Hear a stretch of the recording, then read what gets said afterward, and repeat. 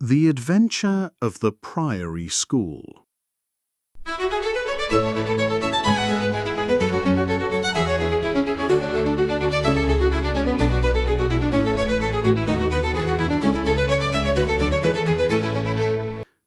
Chapter 1. Sherlock Holmes has a visitor. Many strange things happened in our rooms at 221B Baker Street. But I will never forget the surprising way Dr. Thornycroft Huxtable arrived. First, his visiting card was brought to us. His card had so many of his university degrees that there was almost no space left on it. A moment later, the man himself came in. He was a large, important-looking man. He seemed calm and sure of himself. But as soon as the door closed, he walked a few steps and fell against the table. Then he fell to the floor. This important, well-dressed man was now lying on our floor without moving. I ran to get him some water.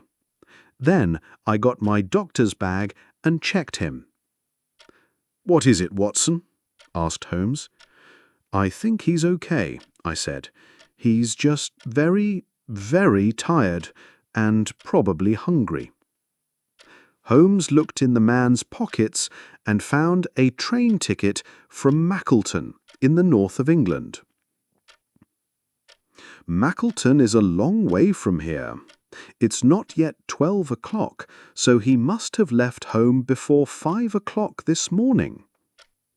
After a minute or two, the man started to move, and he opened his eyes. A second later, he stood up quickly. His face was red, and he looked unhappy. "Mr. Holmes, I am so sorry. I forgot to eat or drink this morning. That's why I felt sick." "When you feel better," I started to say. "I'm better now, thank you," our visitor said quickly. "And I really need to talk to Mr. Holmes, to ask for his help. Please, Mr. Holmes, come back to Mackleton with me on the next train." "I'm very sorry, but I can't do that," Holmes said. "I am working on two important cases, the Ferrers case and the Abergavenny case. I cannot possibly leave London right now." "Important cases?" our visitor cried. "But this case is very important too. You must know that the son of the Duke of Holderness was kidnapped 3 days ago." "What? The government minister?" "Yes, that's him. So you didn't know?" "It's true, it's not in the newspapers yet, but I thought Sherlock Holmes always hears the news before other people." Holmes meant to get one of his books and started to read the page about the Duke of Holderness. Holderness, 6th Duke. Wife, Edith, daughter of Lord Grey. One child, Lord Arthur Saltire. He has houses in London, Lancashire and Wales. He is a government minister for this and that. "Well, well," Holmes said. "He's one of the most important men in the country." "One of the most important and one of the richest," Dr. Huxtable said. "I know, Mr. Holmes, that you don't work for money, but I must tell you this. The Duke is offering £5,000 for news about his son, and another £1,000 for the name of the person who took him." "That," Holmes said, "is a very interesting offer." He looked at me. "Watson, I think we will go with Dr. Huxtable to the north of England this afternoon." Holmes then looked at Dr. Huxtable. "Now, sir, tell me everything. What happened? When did it happen? How did it happen? And why did you wait 3 days before coming to ask for my help?" Our visitor drank some water and began his story. Write the answer to the question in the comments down below.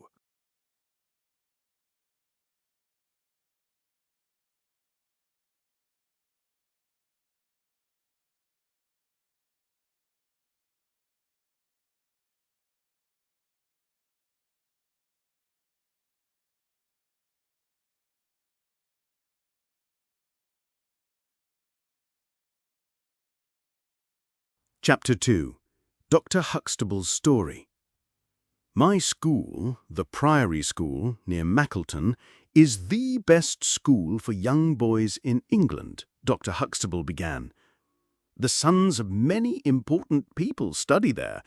3 weeks ago, Mr. James Wilder, the Duke of Holderness's secretary, came to see me.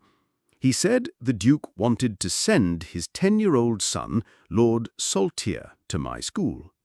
On the 1st of May, young Lord Saltire arrived. He's a nice boy, and he quickly started to like the school and make friends. You see, his home life was not very happy.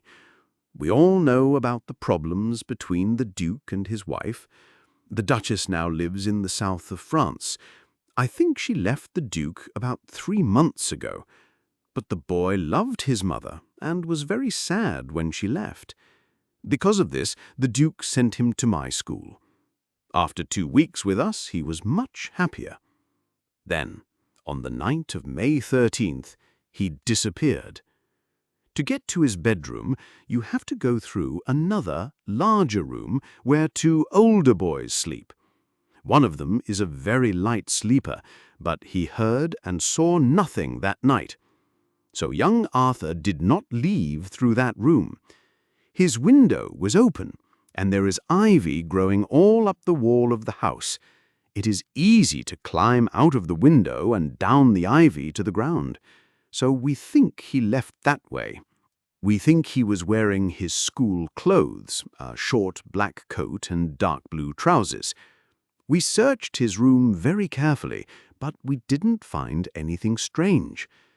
When I heard the news at 7 o'clock on Tuesday morning, I called everyone to the main schoolroom. Then we learned more bad news. Heidegger, the German teacher, was also missing. His room is near Arthur's room. Heidegger also climbed down the ivy. We know this because we found his footprints on the ground below his window. We also know that he was only wearing his coat, trousers, and shoes, because we found his shirt and socks on his bedroom floor. And he took his bicycle with him. Heidegger started working at the school a year ago. He's a good teacher, but the boys don't like him because he is not very friendly. So, Mr. Holmes, 2 people are missing. It is now Thursday, and we still have no news. Holmes took out a small notebook and started writing in it.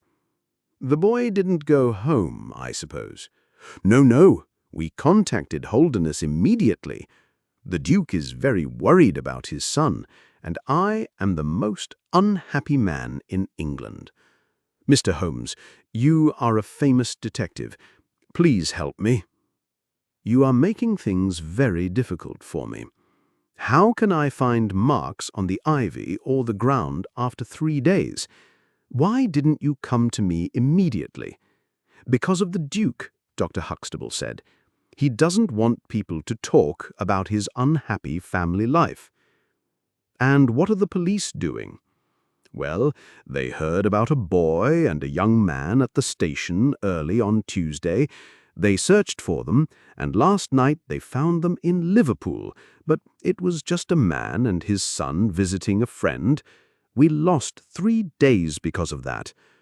Last night I couldn't sleep, so I took the first train to London this morning. Well, Dr. Huxtable, a few more questions, Holmes said. Did the boy have German lessons? No. So he didn't know the German teacher well. He probably never spoke to him. Holmes said. Does the boy have a bicycle? No.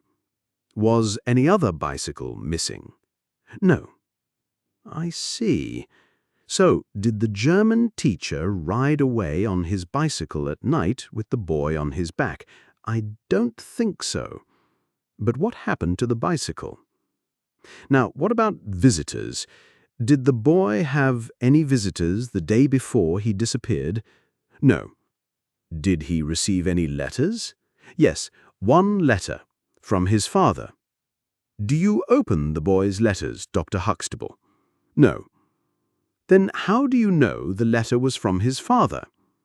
I know the Duke's handwriting, and the Duke says that he wrote a letter to his son. Did the boy get any letters from France? No, I never saw any. Do you understand what I'm asking, Dr. Huxtable? Holmes said. Did someone take the boy, or did the boy leave because he wanted to, maybe because he received a letter from France? I don't know.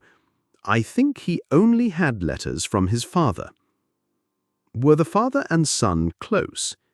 The Duke is not a very friendly man, Mr. Holmes.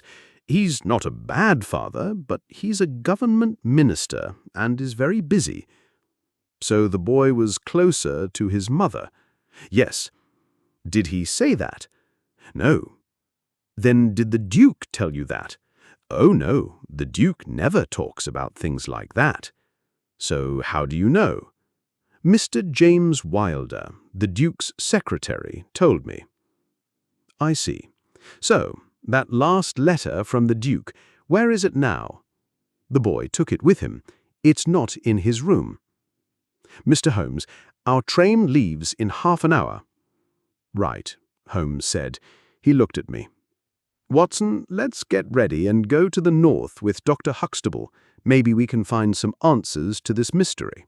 Write the answer to the question in the comments down below.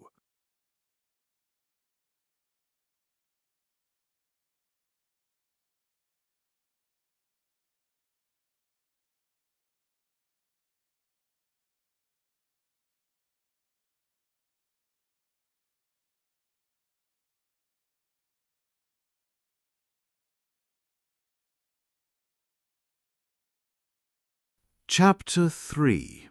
Holmes and Watson Go North. It was dark when we arrived at Dr. Huxtable's famous school in the northern hills. We went inside quickly to get out of the cold.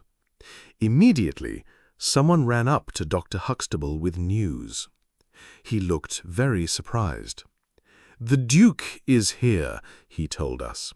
"The Duke and Mr. Wilder, his secretary, are in my office. Come and meet them." The government minister was a tall man with a long, thin face. He had red hair and a large red beard. He looked at us without a smile.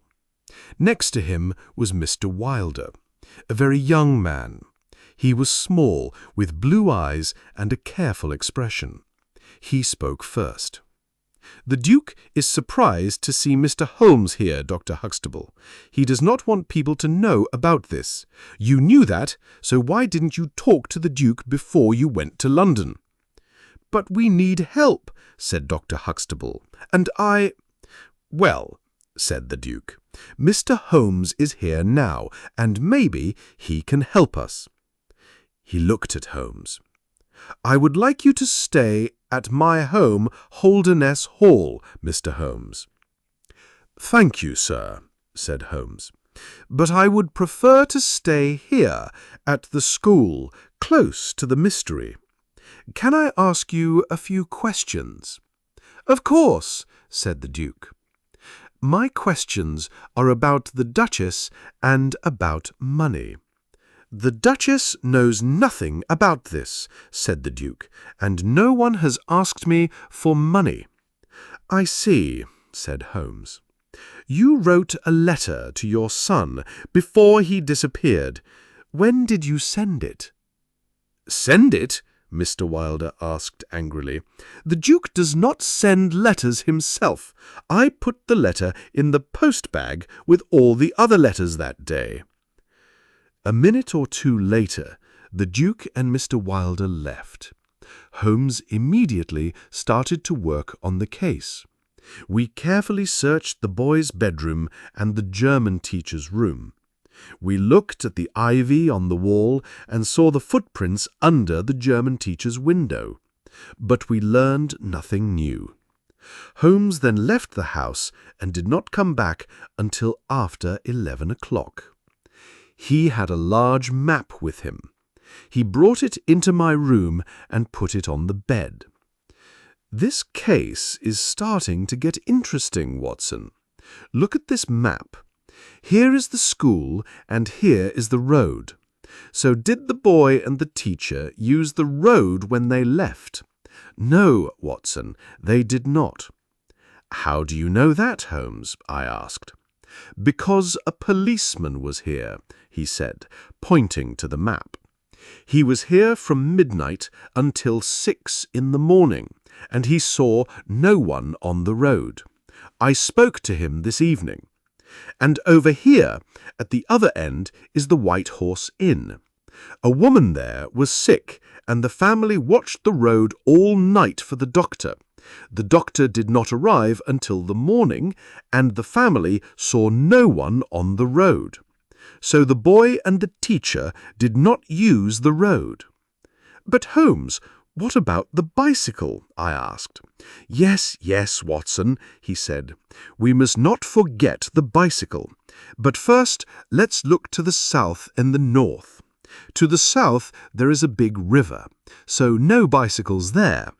And to the north there is a forest called Ragged Shaw, and then a large open area of land called the Lower Gill Moor. And here is Holderness Hall. It is 16 kilometres from the school by road, but only 9 kilometres across the moor. There are no other houses until you reach the Green Man Inn on the Chesterfield Road. But the bicycle, I said again. Yes, Watson, Holmes said. We must not forget the bicycle. Just then, Dr. Huxtable ran into the room. News, Mr. Holmes, he said excitedly. I have news. In his hands was a blue school hat. Look, this is the boy's hat. One of my gardeners found it this evening. Where, man, where? Asked Holmes. Just north of Ragged Shaw, said Dr. Huxtable. Aha, said Holmes. What did I tell you, Watson? Tomorrow we must walk north across the moor. Write the answer to the question in the comments down below.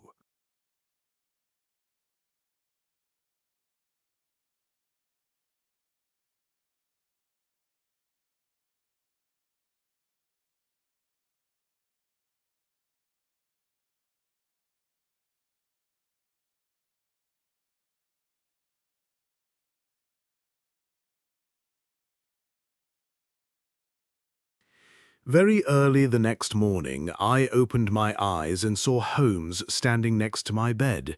He was already dressed.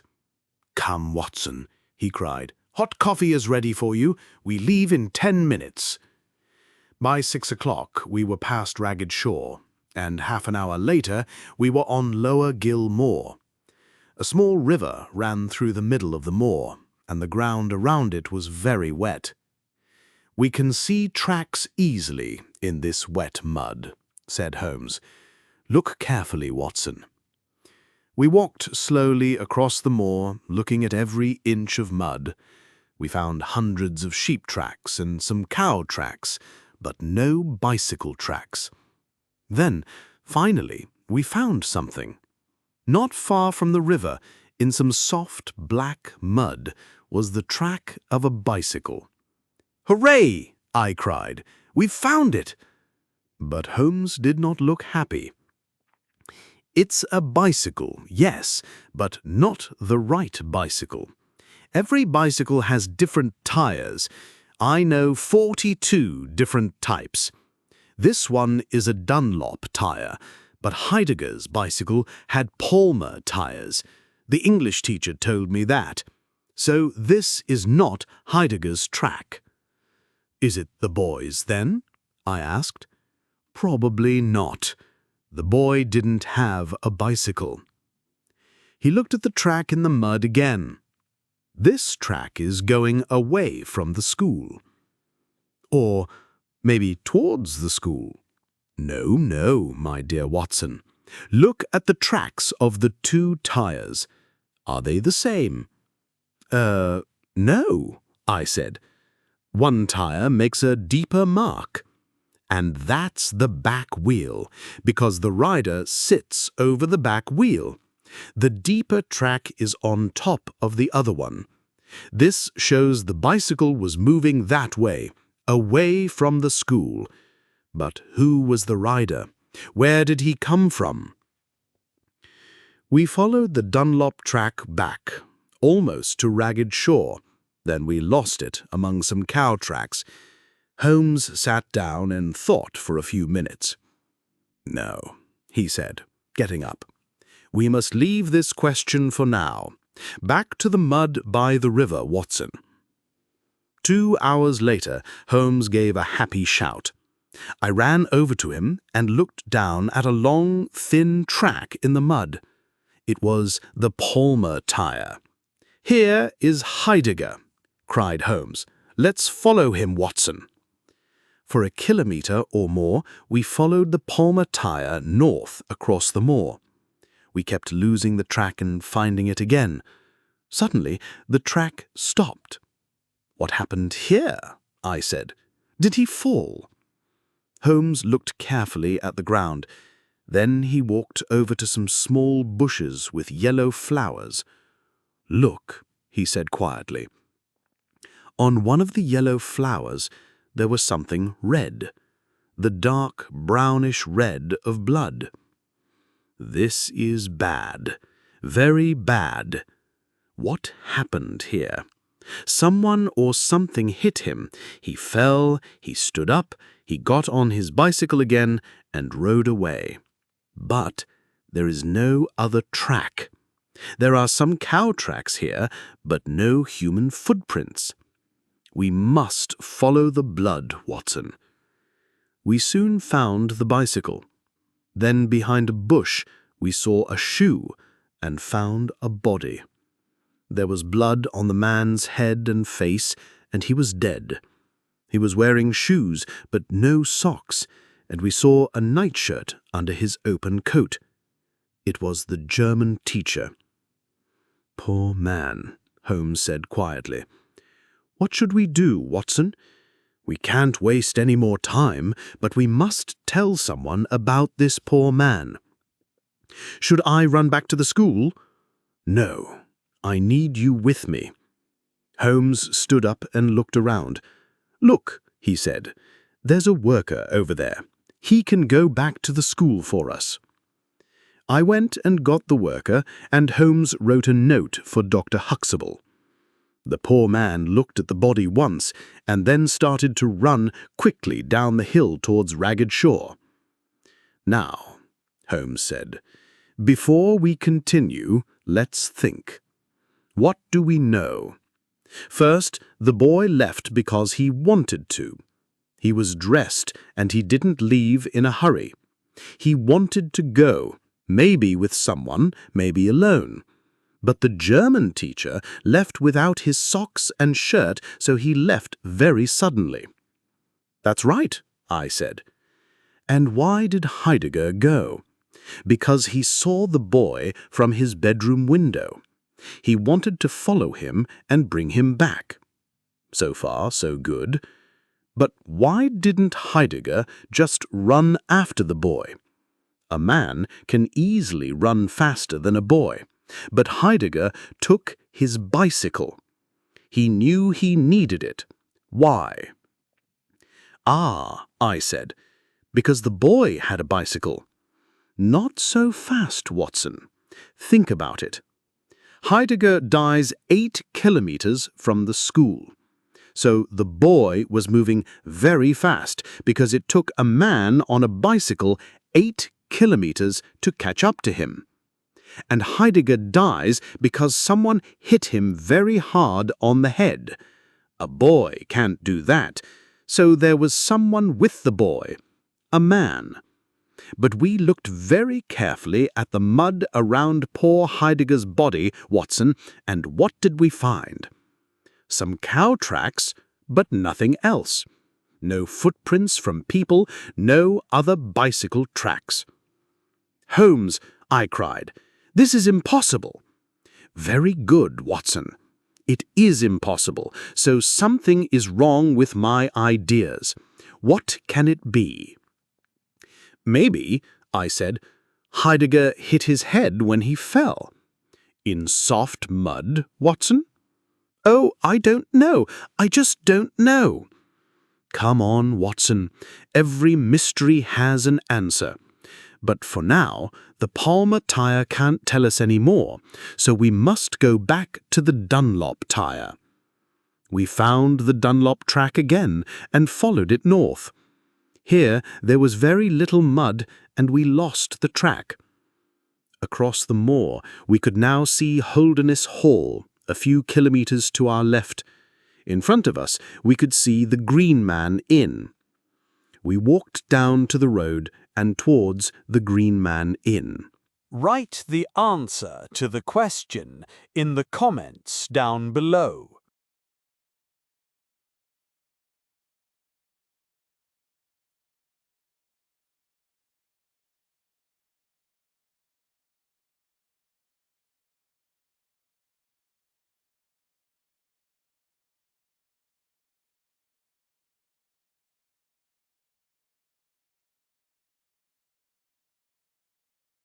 Chapter 5.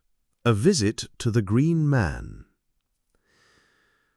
When we were near the inn, Holmes suddenly shouted, "Ah, my foot! I can't walk on it! Help me, Watson!" I took his arm and we walked slowly to the door of the inn. A man was standing there, smoking and watching us. "How are you, Mr. Reuben Hayes?" said Holmes. "Who are you, and how do you know my name?" the man said. He looked very unfriendly. "Because it's on the sign above your head," said Holmes. "But can you help me, Mr. Hayes?" "Now I can't." "But I need help. I can't put my foot on the ground." "Well, then don't put it on the ground." Holmes smiled. "Look," he said, "this is very important. I will give you £1 to use a bicycle." "Where do you want to go?" asked Mr. Hayes. "To Holderness home." "Ah, friends of the Duke, are you?" Mr. Hayes laughed, looking at our muddy shoes and trousers. Holmes laughed too. "Well, we're bringing him news of his lost son. The boy's in Liverpool." Mr. Hayes's face turned white, then red. "Oh," he said carefully, that's good news. I used to work for the Duke, but he wasn't good to me. I don't like him, but I'm happy about the boy." We all went into the inn. "Now," said Holmes, "we'd like something to eat first, please. Then you can bring the bicycle." "I don't have a bicycle," Mr. Hayes said. Holmes put £1 on the table. "I'm telling you, man, I don't have a bicycle. I can give you 2 horses to take you to the hole." He brought us some food, and we ate it. Through the window we could see the stables behind the inn. Once Holmes got up and walked around the room, and then stood and looked out of the window at the stables. I was surprised to see that his foot was much better. Suddenly he laughed and looked at me. "I've got it!" he cried. "Yes, of course that's it. Watson, did you see any cow tracks today?" "Yes," I said. "Lots of them, everywhere." "And how many cows did you see on the moor?" "I don't remember seeing any," I said. "Isn't that strange, Watson? Lots of cow tracks, but no cows. And do you remember what the tracks looked like?" He took out his notebook. "The tracks changed. Sometimes the front and back feet were landing together. Sometimes they were not. It's a very strange cow, Watson. Cows don't move like that. Now, let's go quietly and look around those stables." There were 2 tired-looking horses in the stables. Holmes looked carefully at one of the horse's feet and laughed. "Look, Watson, old shoes, but new nails. This case gets more interesting every minute." I started to ask Holmes a question, but suddenly we heard someone behind us. It was Mr. Reuben Hayes. His face was red and angry. "What are you doing in my stables?" he shouted. "We're just looking at your horses, Mr. Hayes," said Holmes, smiling. "Why? Are you afraid of something?" The man opened his mouth, then closed it quickly. His face was still red and angry.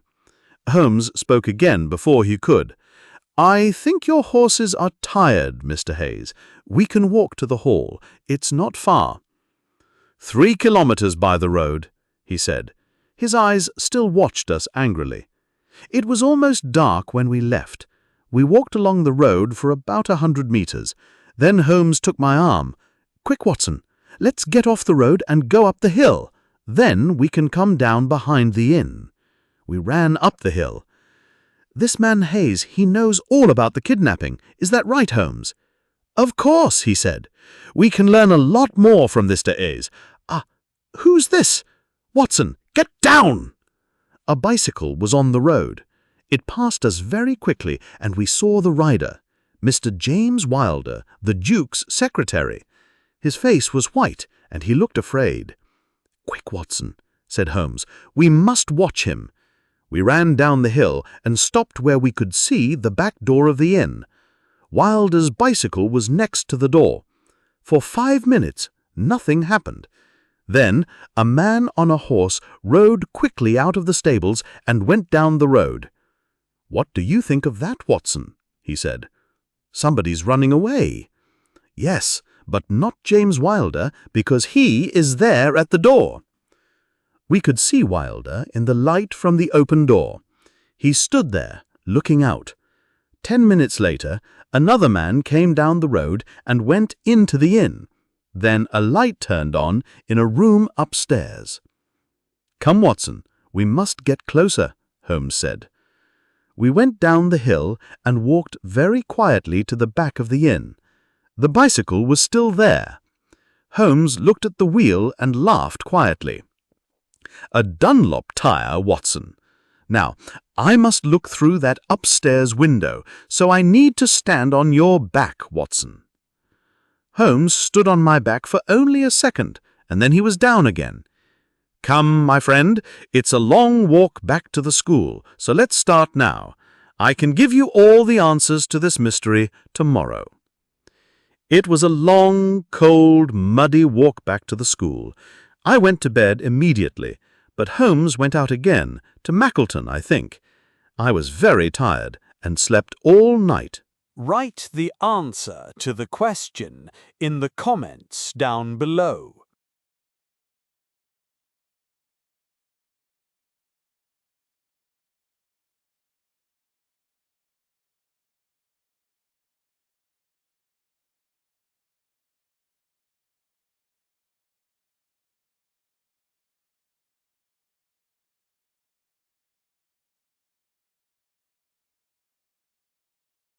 Chapter 6. Sherlock Holmes talks to the Duke. At 11 o'clock the next morning, Holmes and I were in the Duke's office at Holderness Hall. Mr. Wilder came to speak to us. "The Duke cannot see anyone today," he said to Holmes. Holmes looked at him coldly. "The Duke can see me," he said. "Please tell him that I am here." After half an hour, the Duke of Holderness Hall came into the room. He looked older, tired, and sick. "Well, Mr. Holmes," he said. Holmes looked at James Wilder. "I can speak more freely if your secretary is not here, sir." "Very well," said the Duke with a tired voice. "Please leave us, James." James Wilder gave Holmes an angry look, but he left the room and closed the door. Holmes looked at the Duke. "You are offering, I hear, £5,000 for news of your son." "That is true. And another £1,000 for the name of the kidnapper." true. My friend smiled. "I see your cheque-book on the table, sir. I would like a cheque from you for £6,000. "Mr. Sherlock Holmes," the Duke said angrily, "what are you talking about? Do you have news of my son or not?" "Oh, yes," Holmes said. The Duke watched Holmes's face carefully. "Where is my son?" he said quietly. "He is, or he was last night, at the Green Man Inn, 3 kilometres down the road to Chesterfield." The Duke fell back into his chair. "And the name of the kidnapper?" Sherlock Holmes's answer was very surprising. "You," he said. "And now, sir, your cheque, please." The Duke stood up. His face was white and angry. Then he sat down again and put his face in his hands. He did not speak for a few minutes. "How much do you know?" he asked. "I saw you with him last night," Holmes said. "And how many people know about this?" "Only me and my friend here, Dr. Watson." The Duke took out a pen, opened his cheque-book, and started to write. "When I made this offer, I didn't know—" He stopped, then started again. "Are you and your friend going to talk about this, Mr. Holmes?" "I don't understand you, sir." "I mean, no one needs to know about this little family problem. Only you and your friend Watson. Look, here is my cheque for £12,000. Holmes gave him a small, cold smile. "I'm sorry, sir. A man is dead in this case. Do you remember?" "But James had nothing to do with that," cried the Duke. "He knew nothing about it. He was very, very unhappy when he heard about the killing, the murder. But James wasn't there. And when he heard about it, he came to me immediately and told me everything. Oh, Mr. Holmes, you must help him. You must. He is not the murderer. The murderer ran away last night." Holmes smiled again. "I have a little more news for you, sir. The police met Mr. Reuben Hayes last night at Chesterfield Station. Mr. Hayes will not be running anywhere for a very long time." The Duke stared at Holmes with his mouth open. You know everything," he said. "But I am happy to hear about Hayes. He was always a bad man. And that news can only help James." "James? Your secretary?" said Holmes. "No, sir. My son. James Wilder is my son." Write the answer to the question in the comments down below.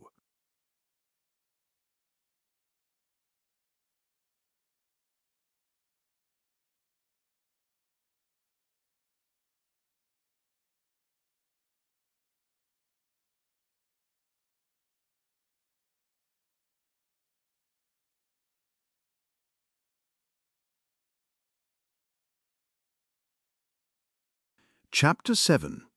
The Duke's Son. I was very surprised when the Duke said this, and Holmes was surprised too. "This is new information for me," he said. "Can you tell me more?" The Duke stood up and walked around the room. "I must tell you everything," he said. "I did not want to talk about it, but I must. I see that now." He sat down again and began his story. "When I was a young man, Mr. Holmes, I was in love. It was the only time in my life, and this woman was the love of my life. I wanted to marry her, but she died. She left me this one child, and I loved him because I loved her. When I look at his face, I see her, and I remember her. I need to have the boy near me, but a government minister cannot tell the world he has a child from a woman he did not marry.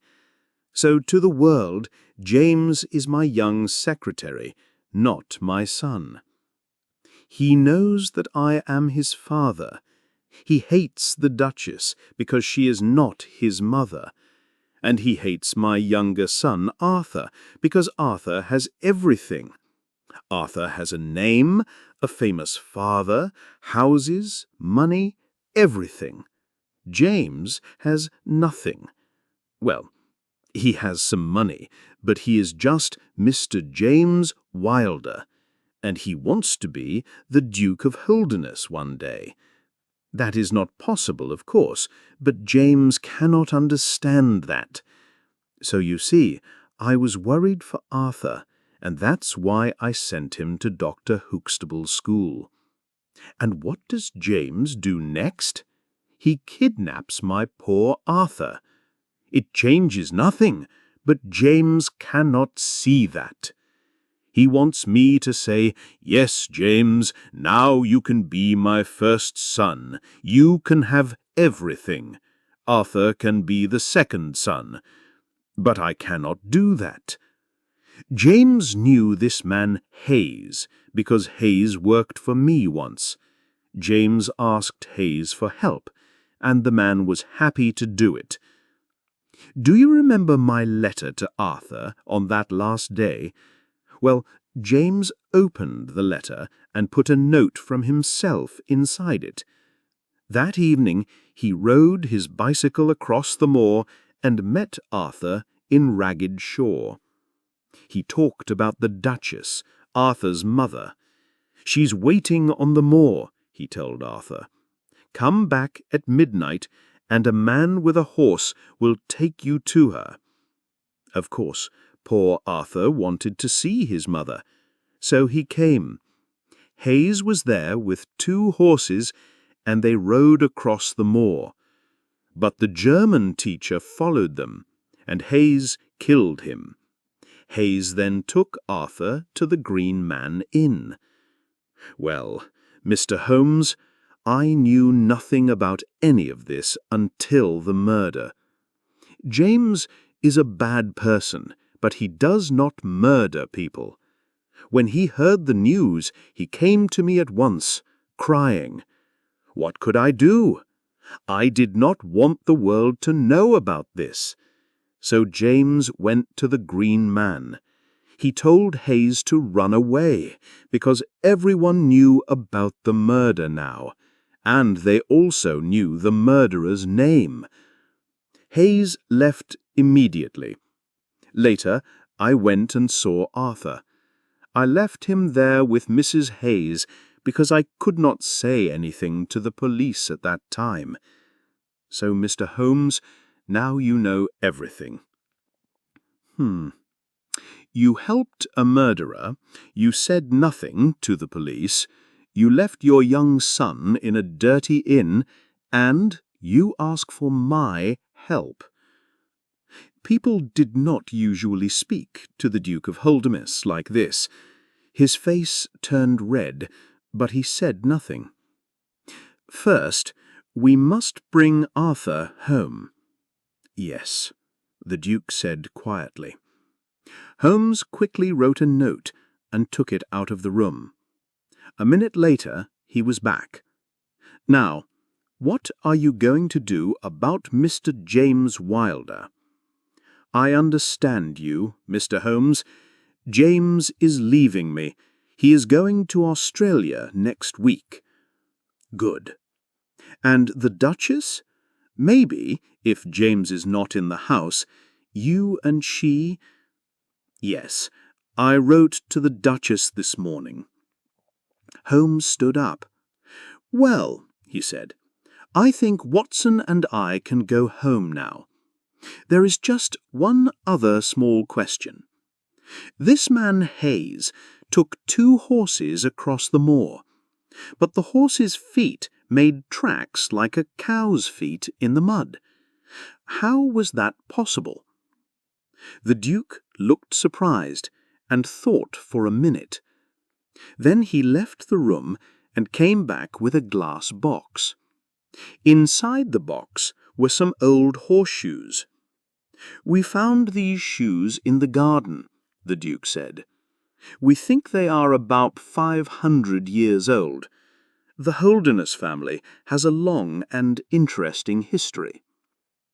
Holmes opened the box and took out one shoe. It was a shoe for a horse's foot, but it was shaped like a cow's foot. Holmes wet his finger and rubbed the bottom of the shoe. A little mud came off on his finger. "Thank you," Holmes said. He put the horseshoe back in the box. "That shoe is the second most interesting thing in the north of England." "And the first?" asked the Duke. Holmes took the cheque for £12,000 from the table and slowly put it into his notebook. "I am a poor man," he said. He happily looked at the notebook, then put it carefully in his pocket.